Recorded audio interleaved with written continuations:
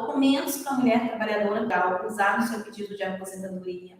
Vamos falar idade da mulher aposentar. Vamos falar forma de comprovar o trabalho rural. Vamos explicar como fazer o seu pedido de aposentadoria rural no INSS. E vamos explicar também como esse processo funciona na Justiça. Estamos transmitindo ao vivo no YouTube e no Facebook também. É a nossa primeira live direto no Facebook. E parece que vai bombar, tá maravilhosa essa live. Então, vocês podem mandar as perguntas de vocês, que nós responderemos também com o maior prazer. Vamos começar pelos requisitos para a aposentadoria da mulher trabalhadora rural. A mulher trabalhadora rural, ela se aposenta aos 55 anos de idade e o homem aos 60 anos de idade. Já a mulher trabalhadora urbana, ela só consegue aposentar aos 62 anos de idade. Antes dos 62 anos de idade, a mulher trabalhadora urbana não consegue pedir a aposentadoria. Como que a mulher comprova o trabalho rural, tendo em vista que ela não tem documentos em nome próprio que comprovam esse trabalho rural? A mulher trabalhadora rural, ela pode usar documentos em nome do marido, em nome dos filhos, em nome de qualquer pessoa do seu grupo familiar para poder comprovar esse trabalho rural. Como assim, doutora? Vamos lá.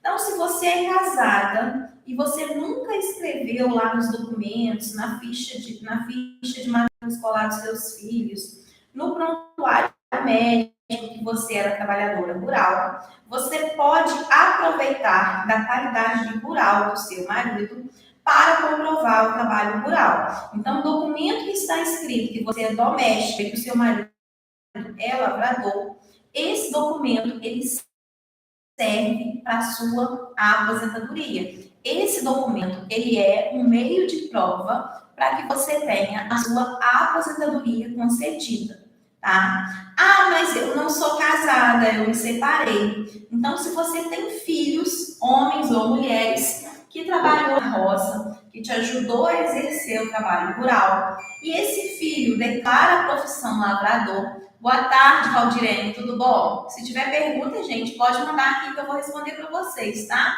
Estou transmitindo ao vivo também no YouTube. Quem ainda não é inscrito no meu canal lá no YouTube, Elisângela Coelho Advogada, se inscreve, porque a gente vai ter live direto. Essa semana eu vou ter live todos os dias, cada dia falando sobre um assunto. Ontem nós falamos sobre auxílio-doença. Então, se você está precisando de auxílio-doença e tem alguma dúvida sobre, vai lá no YouTube que a live ficou salva lá e assiste, tá bom? Então, gente, se a mulher, ela separou, então ela não pode usar esse documento do marido para ela comprovar o trabalho rural. Mas ela tem filhos, homens ou filhas mulheres que trabalhavam na roça junto com ela. E esse filho homem e essa filha mulher, eles declaravam que a sua profissão era lavrador. Então, essa mulher, ela pode usar os documentos de outra pessoa do seu grupo familiar para comprovar o seu trabalho rural. Que documentos são esses que ajudam a comprovar o trabalho rural? Ficha de matrícula escolar, prontuário médico, certidão de nascimento de filhos, carteira de vacina dos filhos, porque, gente, também serve para comprovar o trabalho rural qualquer documento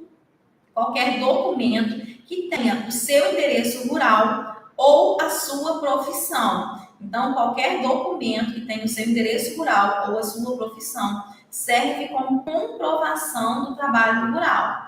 Então, ficha de matrícula escolar, certidão de nascimento, ficha de posto de saúde, certidão de nascimento dos filhos, são todos documentos que comprovam o trabalho rural. Tá? De posse, de mão, todos esses documentos que comprovam o trabalho rural, você, então, pode ir fazer o pedido junto ao INSS. O pedido hoje, ele não é feito mais na agência do INSS igual antigamente.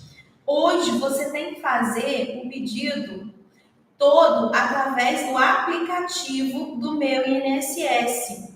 Tá? Esse pedido tem que ser todo feito através do meu INSS. E você tem que mandar a autodeclaração do trabalho rural preenchida corretamente. Muitas pessoas preenchem de maneira errada a autodeclaração do trabalho rural e, com isso, essa pessoa não consegue comprovar o trabalho rural, porque não preencheu corretamente a autodeclaração do trabalho rural. Na autodeclaração do trabalho rural, devem constar os dados da propriedade que você trabalhou. Deve ter lá todos esses dados. O CPF do produtor rural também deve constar todos os membros do seu grupo familiar. Todas as pessoas da sua família que trabalharam com você devem constar nessa autodeclaração. Lá vai ter o nome de todo mundo, vai ter o número de CPF, vai ter o número de identidade, vai ter tudo lá direitinho. E você vai mandar para o INSS a autodeclaração. O INSS vai analisar todos os seus documentos. Alguns requerimentos são analisados de forma correta e a aposentadoria é concedida. Alguns requerimentos, mesmo estando tudo correto, mesmo tendo toda a documentação, o benefício é negado. Ah, doutora, mas por que nega o meu benefício se estava tudo certo? Por que o INSS não me deu o benefício se está tudo correto? Infelizmente, né, em todos os setores, nós temos bons e maus servidores. Infelizmente, em todos os setores, nós temos servidores que só querem bater a meta no final do mês. Então, se ele tem lá uma pilha de processos para responder, é muito mais fácil ele escrever indeferido do que ele analisar o seu pedido corretamente. É muito mais fácil o perito da justiça mal olhar na sua cara e te reprovar na perícia do que ele analisar de maneira correta a sua incapacidade para o trabalho. Então, infelizmente, tem pessoas que, mesmo estando tudo correto, têm o seu benefício negado pelo INSS. E o que fazer se o seu benefício foi negado pelo INSS? Se o INSS negou o pedido, falando que você não tem direito à aposentadoria rural. Nesse momento, então, você deve buscar a ajuda de um advogado. Ah, doutora, mas qualquer advogado pode fazer? O ideal é que você busque um advogado especialista em direito previdenciário. Quando você tem um problema ortopédico, você não busca um médico ortopedista? Quando você tem um problema neurológico, você não busca um neurologista? Quando você quer consultar uma criança, você não busca o pediatra?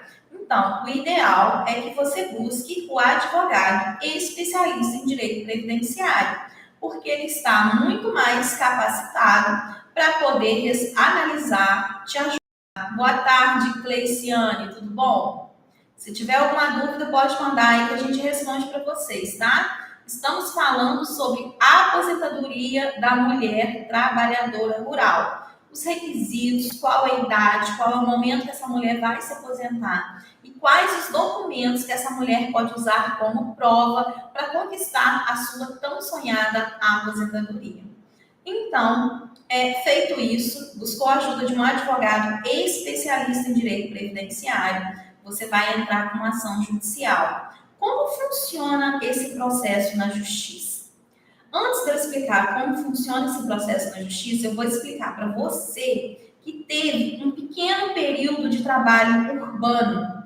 Vou explicar também para vocês o que o juiz vai analisar. Muitas pessoas chegam no escritório falando, doutora, eu trabalhei na roça a vida inteira, desde criança, eu trabalhava na roça com os meus pais e agora eu quero aposentar. Aí eu pergunto assim, tá bom, dona Maria, o que a senhora fez nos últimos 15 anos? Ah, os últimos 10 anos eu trabalhei na cidade.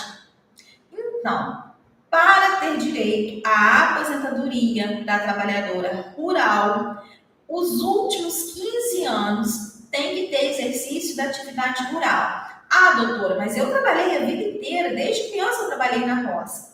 Então, infelizmente, a lei determina que para conceder a aposentadoria, o juiz vai analisar os últimos 15 anos de trabalho rural desse segurado. Gente, eu vou ter que dar uma pausinha aqui para eu pegar o carregador do meu notebook, senão vai acabar a bateria e vai acabar a live antes da hora. Deixa eu achar aqui onde está, gente. Só um minuto.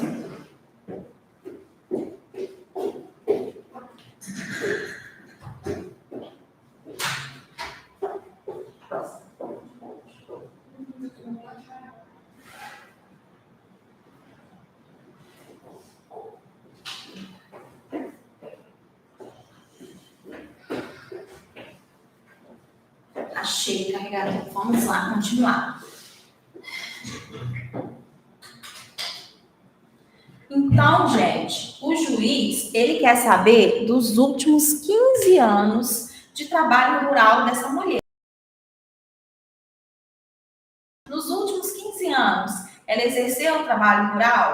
Ok, ela vai ter direito à aposentadoria rural. Só que se nos últimos 15 anos, a maior parte do período, ela exerceu uma atividade urbana, ela não vai ter direito na aposentadoria do trabalhador rural, porque a lei determina que para aposentar como trabalhador rural, os últimos 15 anos tem que ter desenvolvido o trabalho rural. Aí tá, essa mulher que foi ao escritório, no meu exemplo aqui, ela trabalhou 10 anos na atividade urbana. Então, os últimos 15 anos dela, 5 anos são de trabalhadora rural e 10 anos são de trabalhadora urbana. Então, ela não tem direito à aposentadoria por essa razão. Agora, se ela tivesse 2 anos de trabalho urbano, supondo, ela trabalhou 7 anos na roça. Aí ela foi, conseguiu um emprego na cidade, trabalhou 2 anos na cidade. Depois ela voltou e continuou trabalhando na roça. Esses 2 anos é um período pequeno, que é insuficiente para descaracterizar o trabalho rural dela. Ou nos últimos 15 anos, ela trabalhou um período na roça, um período na cidade, 3 meses na cidade. Um outro período na roça, mais 4 meses na cidade. Esse período pequeno também, intercalado, ele não atrapalha a aposentadoria rural. Principalmente se ele foi um período de trabalho entre safra. O que é o período de trabalho entre safra? Que é aquele período de trabalho que ela, por exemplo, a colheita do café termina em setembro. Então, outubro, novembro e dezembro, ela trabalhou na cidade.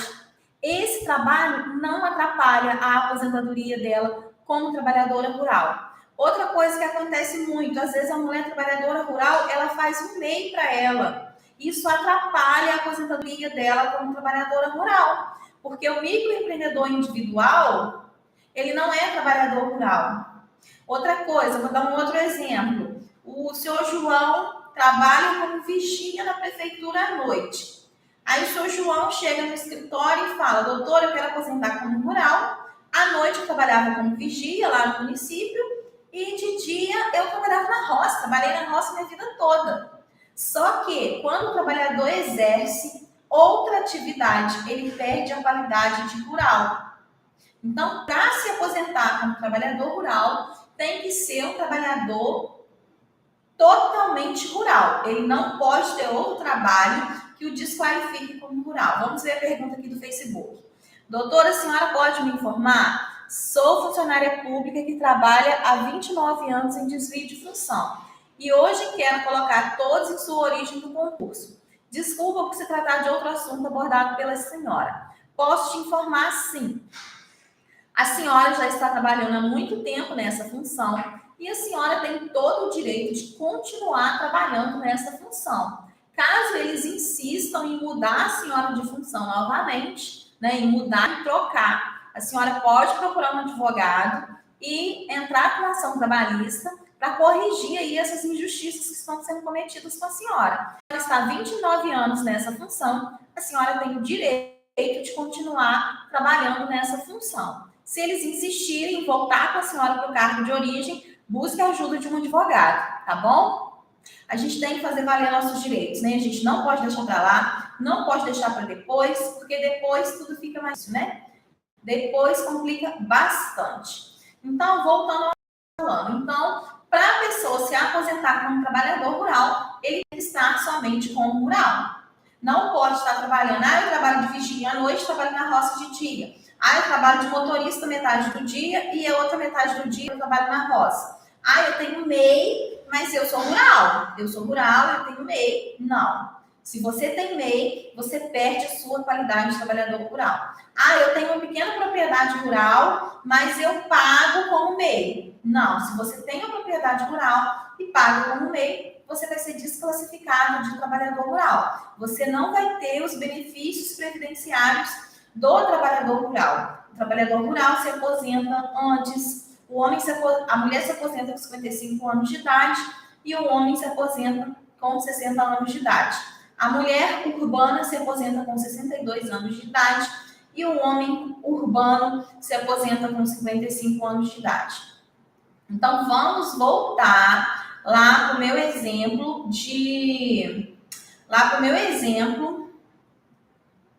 como funciona o processo judicial. A gente deu entrada no processo judicial, o juiz recebe o seu processo e o juiz manda citar o INSS para responder a ação. O juiz manda chamar o INSS para responder esse processo. Então, o que o INSS responde? A mesma coisa em todos os processos. Manda uma resposta igual para todos os processos. Não tem uma resposta específica para o seu caso.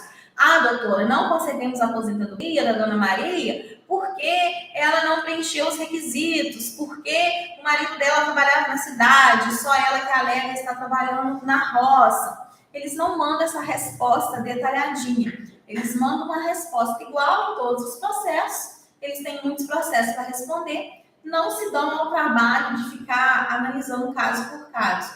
Excepcionalmente, eles analisam um caso concreto. Então, o INSS responde, o juiz, nesse momento, então, intima o seu advogado para se manifestar novamente em réplica. O que é o nome de réplica? É o nome da resposta que o seu advogado pode dar. Petição inicial é o nome do documento onde o seu advogado envia para o juiz contando todo o seu caso. Seu advogado fala para o juiz: senhor juiz, a dona Maria pediu aposentadoria, a dona Maria trabalhou a vida toda na roça, a dona Maria nunca se afastou do meio rural e o INSS negou o benefício dizendo que ela não comprovou a qualidade de segurado. Então, o nome dessa peça que o seu advogado escreve se chama petição inicial. Aí o INSS vai responder, e por escrito também. Então, o nome dessa resposta do INSS é contestação. Aí o seu advogado tem a chance de manifestar novamente. O nome dessa peça se chama réplica. O nome dessa resposta, boa tarde, tudo bom, Morena Silva aí? Então, o nome dessa resposta é réplica. Então, cada resposta tem um nome específico no processo, mas nada mais é do que a resposta por escrito que o advogado vai mandar ou que o INSS vai mandar. Sabia, gente, que a maioria das ações do INSS não tem audiência? A maioria não tem audiência. Então, as pessoas têm a ilusão de que o advogado bom é igual ao advogado da televisão, é aquele que mais fala. Boa tarde, Josimar. É aquele que mais fala, é aquele que mais discute. O melhor advogado é aquele que melhor coloca os argumentos por escrito na peça. Excepcionalmente, os processos têm audiência. Não é todo processo que tem audiência. E na audiência, o juiz faz perguntas para o autor, para as testemunhas, e o seu advogado vai fazer perguntas para as testemunhas. Então, assim, não é igual passa na televisão. É bem diferente mesmo. Então, depois que todos se manifestam lá no processo, o juiz pode fazer 3 coisas. Ele pode marcar uma audiência para ouvir todo mundo e fazer perguntas. Ele pode pedir para que o seu advogado grave o depoimento das testemunhas e encaminhe para ele. Ou ele pode dar a sentença mesmo sem gravar as testemunhas. Se ele entender que as provas documentais que tem no processo são suficientes, ele pode julgar o processo com as provas documentais que já tem no processo. Então, feito isso, ele vai dar a sentença. O que é a sentença? É o nome do documento que o juiz dá, dizendo se você tem ou não direito ao benefício, se você vai ou não receber o benefício.